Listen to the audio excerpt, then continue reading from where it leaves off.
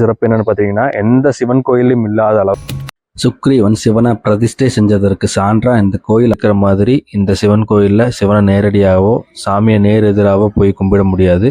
கோயிலில் இரட்டை நந்தி இருக்கு. வணக்கம் மக்களை, நம்ம இன்னைக்கு எந்த கோயில் எக்ஸ்ப்ளோர் பண்ண வந்திருக்கோம்னு பார்த்துட்டிங்கன்னா, சுக்ரீஸ்வரர் கோயிலத்தை எக்ஸ்ப்ளோர் பண்ண வந்திருக்கோம். இந்த கோயிலுக்கு வந்து எதனால சுக்ரீஸ்வரர் கோயில் அப்படின்னு பேர் வந்துச்சுன்னு பார்த்துட்டிங்கன்னா, ராமாயண காலகட்டத்தில் சுக்ரீவன் என்ற வானர வீரர் வந்துட்டு தன் அண்ணனை கொன்ன பாவம் நீங்கிறதுக்காக இந்த இடத்துல வந்துட்டு ஒரு சிவனை வந்துட்டு பிரதிஷ்டை பண்ணி வழிபட்டதுனால தான் சுக்ரீஸ்வரர் கோயில் அப்படின்னு பேர் வந்துச்சு. இந்த கோயிலில் பஞ்சபூதங்களை நினைவுபடுத்துகிற விதமாக 5 லிங்கங்களை வந்து பிரதிஷ்டை பண்ணியிருக்காங்க. அந்த லிங்கங்கள் வந்து நம்ம வீடியோக்குள்ளே போகும்போது என்னென்ன லிங்கங்கன்ற நம்ம பார்க்கலாம். வாங்க வீடியோக்குள்ளே போகலாம். இந்த கோயில் எங்கே இருக்குன்னு பார்த்தீங்கன்னா, திருப்பூர் டு ஊத்துக்குளி சாலையில், அதாவது திருப்பூர்லேருந்து 8 கிலோமீட்டர் தொலைவில் இருக்கிற சர்க்கார் பெரியபாளையத்தில் தான் இந்த கோயில் அமைஞ்சிருக்கு. இந்த கோயில் அமைஞ்சிருக்கிற இடம் பார்த்தீங்கன்னா முழுக்க அமைதியான சூழ்நிலை தான் இந்த கோயில் அமைஞ்சிருக்கு.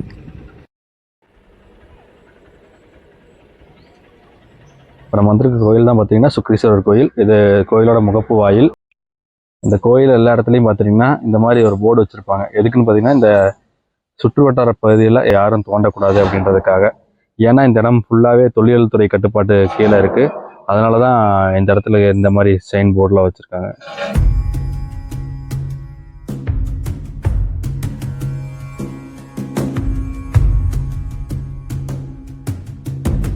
இந்த இடத்துல பார்த்தீங்கன்னா ஒரு செப்பேடு மாதிரி வச்சுருக்காங்க, ஒரு கல்வெட்டு.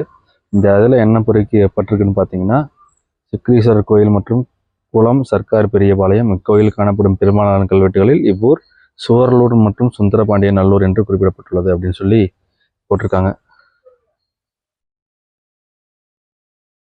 அது கூட பார்த்தீங்கன்னா 15ஆம் நூற்றாண்டை சேர்ந்ததாக கருதப்படுகிறதுன்னு சொல்லி இந்த கோயிலோட கட்டிடத்தை வந்துட்டு மென்ஷன் பண்ணியிருக்காங்க.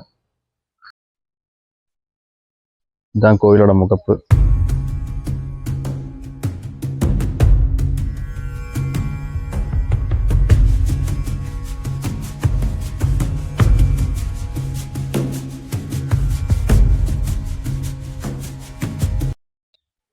இந்த கோயிலோட முகப்பு வாசல்ல இருக்கிற இந்த பிரம்மாண்டமான கதவை பாருங்க. அதை எப்படி கட்டுமானம் பண்ணியிருக்காங்கன்றத பாருங்களேன். நம்ம இப்போ இந்த கோயிலுக்குள்ள வந்துட்டோம். இந்த கோயிலுக்குள்ள இருக்கிற 2 மூலவர் சன்னதிகளையும் பாருங்களேன். ஒன்று இந்த கோயில் வந்துட்டு ஆவுடை நாயகி அம்மன் சன்னதி, அது வந்துட்டு சுக்ரீஸ்வரர் ஆலயம். பார்த்தீங்கன்னா தெரியும். அந்த கோயில் மேலே ஃபுல்லாக பார்த்தீங்கன்னா பச்சைக்கிளியாக தான் இருக்குது மக்களே. நம்ம வாங்க அப்படியே சுற்றி நம்ம கோயிலை பார்ப்போம்.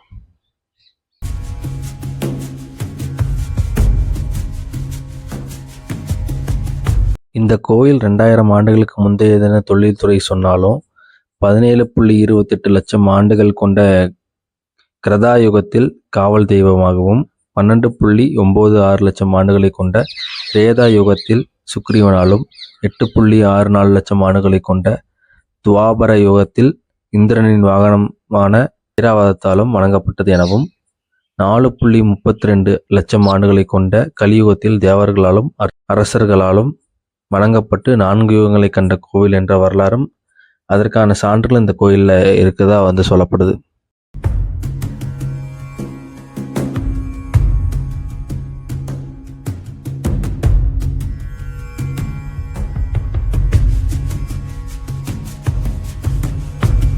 கோயில் ஃபுல்லாமே கல்வெட்டு தான் இருந்திருக்கு. காலப்போக்கில் பார்த்துட்டிங்கன்னா அது சிதிலமடைஞ்சு இந்த மாதிரி தேஞ்சிட்டு வந்த நிலையில வந்துருச்சு பாருங்களேன்.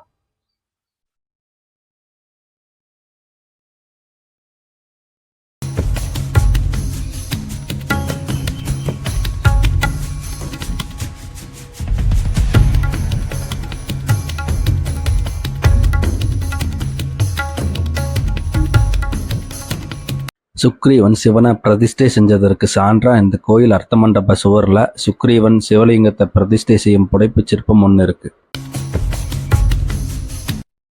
இந்த கோயில் விமானத்தில் பார்த்துட்டிங்கன்னா ஒரு பிரம்மாவோட சிலை, அப்புறம் பார்த்தீங்கன்னா சில நந்திகளோட சிலைகள்லாம் வந்துட்டு பொறிக்கப்பட்டிருக்கு. பார்த்தீங்கன்னாலே உங்களுக்கு தெரியும். இந்த கோயில் முழுக்க பார்த்துட்டிங்கன்னா ஒரு காபி நிறத்தில் தான் இருக்குது. அது காலப்போக்கில் மழையாலும் வெயிலாலும் பார்த்துட்டிங்கன்னா வண்ணம் பூசப்படாதனால கருத்து போய் இருக்குது பாருங்களேன். இந்த கோயிலை சுற்றியும் பார்த்துட்டிங்கன்னா சில மரங்கள்லாம் வச்சுருக்காங்க.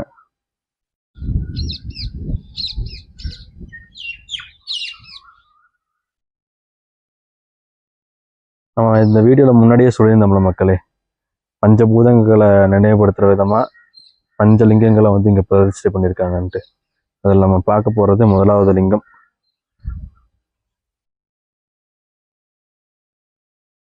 சுக்ரீஸ்வரர் கோயிலுக்கு வடது பக்கம் உள்ள சண்டிகேஸ்வரர் சன்னதி. அடுத்து நம்ம பார்க்க போகிற லிங்கம் பார்த்துட்டிங்கன்னா குபேரலிங்கம்.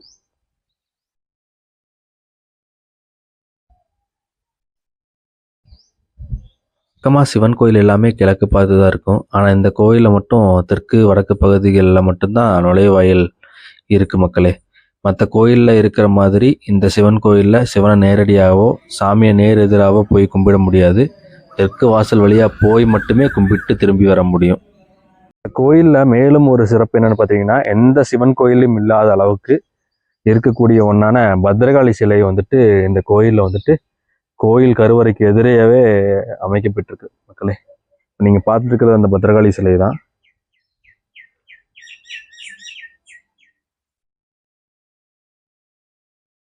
இது எந்த கோயில்லையுமே இருக்காது. அதாவது சிவன் கோயிலில் எந்த கோயில்லையுமே பத்ரகாளியோட சிலை வந்துட்டு கோயில் கருவறைக்குள்ள இருக்காது.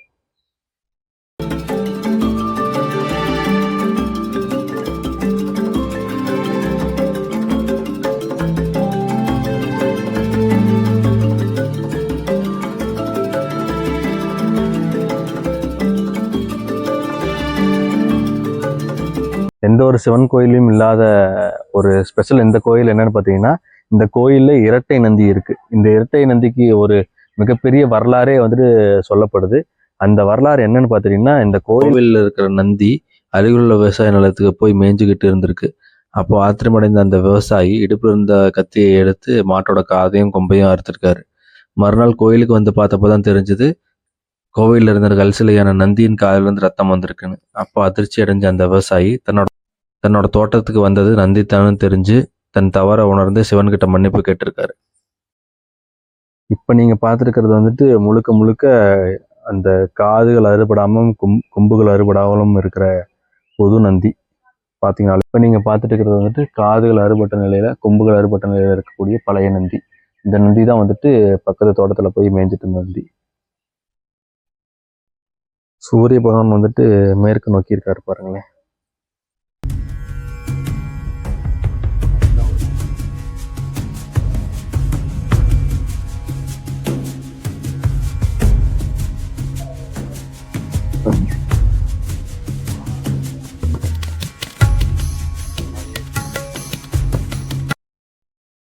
இந்த இரண்டு நந்திகளுக்கும் பார்த்திங்கன்னா பிரதோஷ காலத்தில் சிறப்பான பூஜைகள் வழங்கப்படும்னு சொல்லப்படுது. அந்த இரண்டு நந்திகளுக்குமே ஈக்குவலாக பூஜைகள் வழங்கப்படும்னு சொல்லப்படுது. இந்த கோயில் இன்னொரு சிறப்பு என்னன்னு பார்த்துட்டிங்கன்னா, தன் உடம்புல மறு இருக்கிறவங்க அந்த மறுக்கள் போயிடணும்னு வேண்டி உப்பு மிளகை வச்சு சுக்ரீஸ்வரருக்கு பூஜை பண்ணிட்டு அதில் கொஞ்சத்தை வீட்டுக்கு எடுத்துகிட்டு போய் எப்பவும் சாப்பிட்ற சாப்பாட்டில் கலந்து சாப்பிட்டு வந்தால் தன் உடம்புல இருக்கிற மருகு நீங்கிடும்னு ஒரு ஐதீகமும் இந்த கோயிலில் இருக்கிறதா சொல்லப்படுது. 5ஆவதா இருக்கிற லிங்கம் பார்த்துட்டிங்கன்னா இந்த இடத்துல தான் இருக்குது. வில்வ மரத்துக்கு கீழே இருக்கிறதா சொல்லப்படுது. இந்த கோயிலை தொல்லியல் துறை முழுக்க முழுக்க கட்டுப்பாட்டுக்கு எடுத்ததுக்கப்புறம் ஆராய்ச்சி செஞ்சு பார்த்ததுல இந்த கோயிலோட அமைப்பு மாதிரியே பூமிக்கடியிலையும் ஒரு கட்டுமானம் இருக்கிறதா வந்துட்டு ஆய்வு செஞ்சு சொல்லியிருக்காங்க.